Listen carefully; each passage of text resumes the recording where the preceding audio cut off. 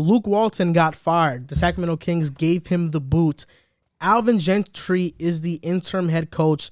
They started 6-11 in the season, and the GM was like, you know what? Enough. I see where this is headed. Enough is enough. Luke Walton has finished 31-41 in back-to-back seasons. The Kings have not reached the postseason since 2006. And with this firing, Luke Walton goes down as the second most winningest coach in Sacramento Kings history, only behind Rick Adelman. So shout out to Luke Walton. You're a legend, man. Second place. Let's go. Kings legend.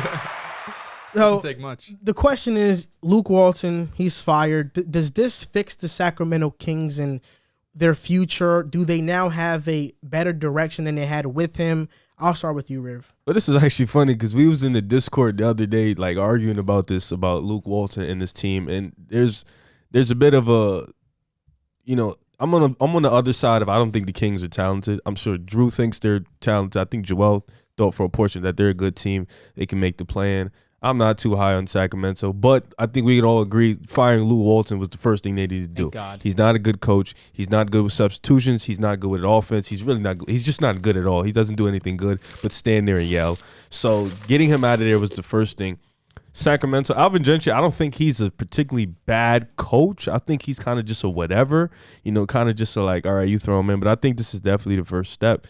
But now they have to sit here and figure out who are they going to find to really build this young group? De'Aaron Fox, Davion Mitchell, Tyrese Halliburton. Like, who are they going to find that's going to gel and thrive with this young group outside of Alvin Gentry? That's the first thing, getting a coach. A coach usually fixes problems. It fixes the talent problem. It fixes the young youth problem. It fixes things. So you get a coach that can come in and build the foundation, build the culture. It definitely builds up a franchise. And with Sacramento Kings team that hasn't made the postseason in a long time, they need to build a new culture. So it starts with definitely firing Luke Walton. Oh, yeah.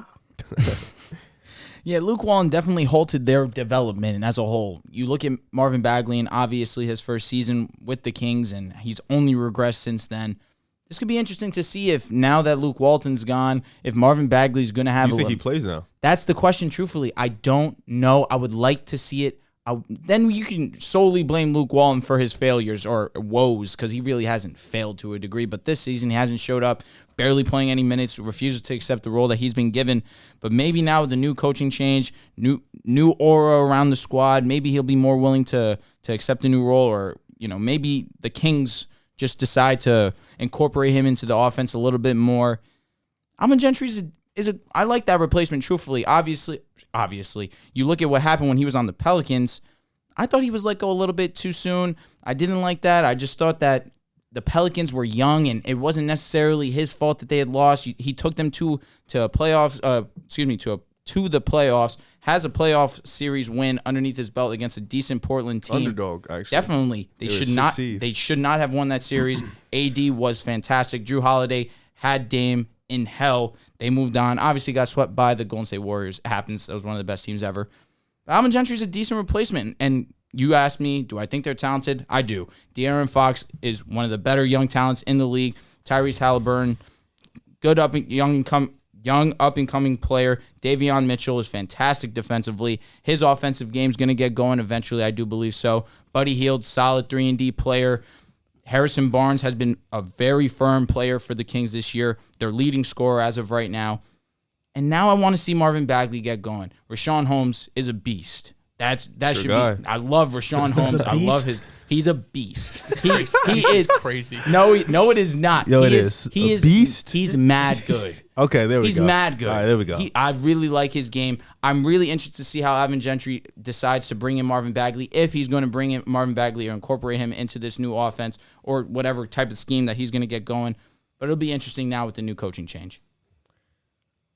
Luke Walton being fired doesn't fix anything. Maybe it's a start to something, hopefully, for Kings fans. Marvin Bagley playing might not be the best thing for them because Marvin Bagley's not a good player. He's one of the worst defensive big men in the NBA. It's weird. He can't shoot. He's not a good mid-range shooter. He is what Evan Mobley. He is what everyone thought Evan Mobley was. I think I worded that wrong. I think I did word that really wrong. think you did too. Evan Mobley is what everybody thought Marvin Bagley was going to be. There we go. That's exactly how I wanted to word it.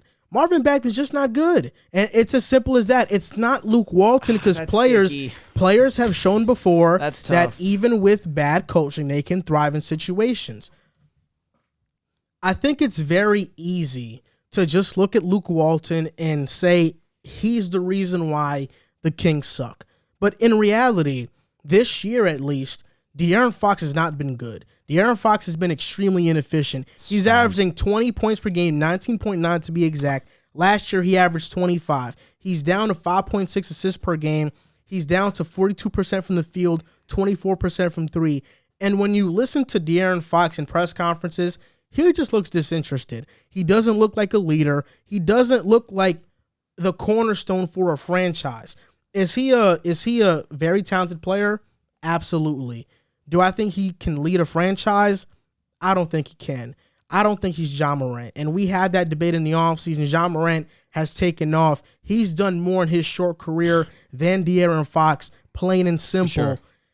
It was disrespectful to Ja. Then Tyrese Halliburton. Last year, he shocked a lot of people with his rookie season because nobody expected Tyrese to play that well. But this year, he's been the same player.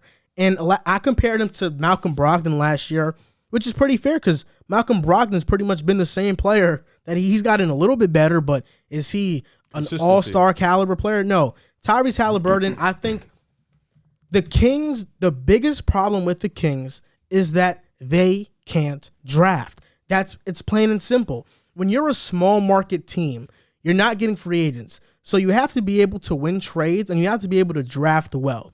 Let's look at their past draft. They drafted Davion Mitchell, who, yeah, that's a good pick. But when you have Tyrese and De'Aaron Fox already at your guard positions, do you need Davion Mitchell? You didn't need him. You maybe could have went with Chris Duarte and he could have played the three or Moses Moody. They needed defense. Not even that. It's. I mean, defensively, they're atrocious outside. Not only of that, but okay, let's talk about something else. Last year, 2020 draft, they drafted Tyrese Halliburton. Yeah, I think at that time he was the best player available, but you could have went with a wing in Sadiq Bey. Tyrese Maxey has been better than Tyrese Halliburton and Desmond Bane. Even him. But do you later trust in the Kings' development? That's where it gets. Buddy Hield is basically tricky. Desmond Bane. That's probably why they didn't. Desmond Bane is better. I don't know. He is, bro. I don't know. Desmond Bane is better, bro. The same guy.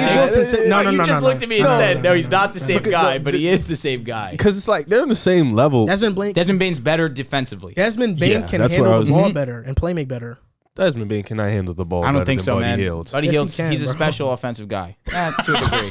Wait. He can shoot. I mean, he shoots the ball really well. I didn't say that. He could give you 25 any I'm a night. special. Come on, bro. You Y'all just be adding words. Semantics. Y'all love semantics. That's fine. You said Buddy Hield is a special offensive I understand. He has special tendencies for sure. Yo, bro, come on. Now you're being picky. Now, you're making me be picky now. Buddy Hield's.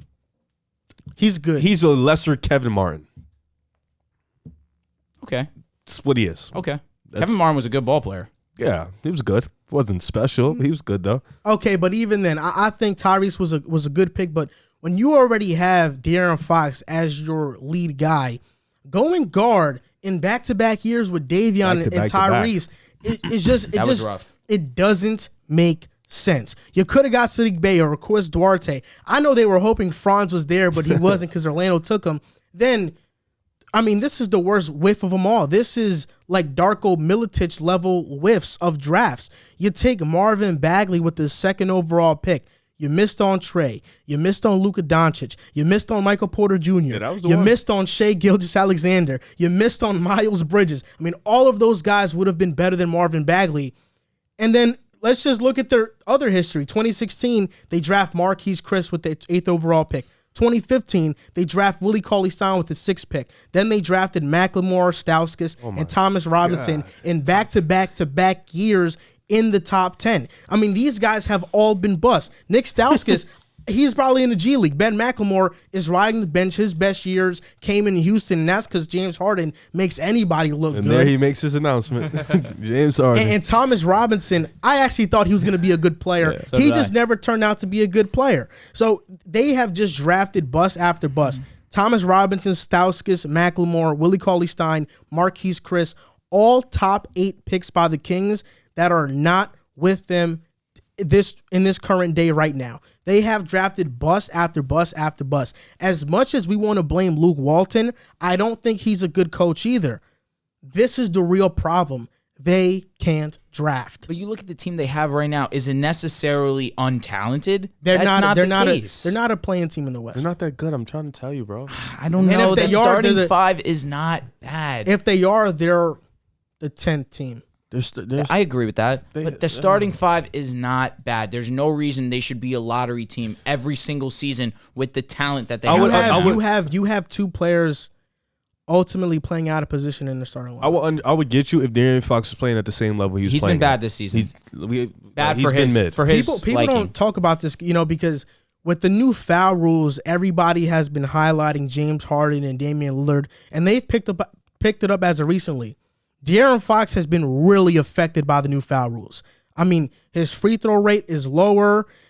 His efficiency has dropped tremendously.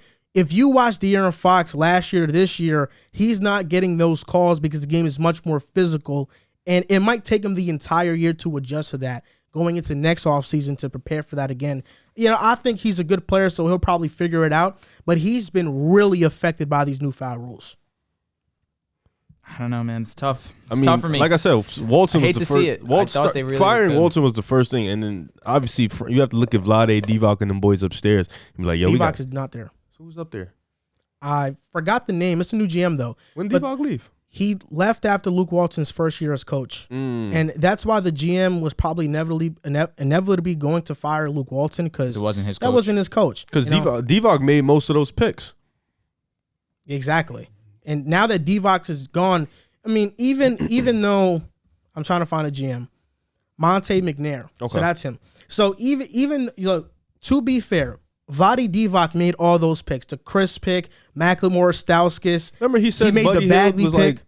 like he said about Buddy Hield that he was like gonna be the next Steph Curry or something like that. He said something like that. He drafted Bagley. Monte McNair is the one that drafted Hallie and Mitchell. Davion. Even though I don't think they were proper fits for their team, those are still good picks. Like, you can live with those picks. At least they have not shown to be busts. Right. Like, Stauskas, after year 1, you kind of knew. Marquise Chris, the same thing. Cauley-Stein, he was a project out of college. Thomas Robinson, you knew. He was a senior project, which is Who? hilarious. Thomas Robinson? No, You Cauley-Stein. knew that he would be bad? After his first year, absolutely. After his first year, agreed. But coming out of the draft, most bro, of he these had guys, promise. after their first year, you knew they were not going to be Cauley-Stein, I thought. lottery Thomas pick Robinson, worthy. Kansas? Yes.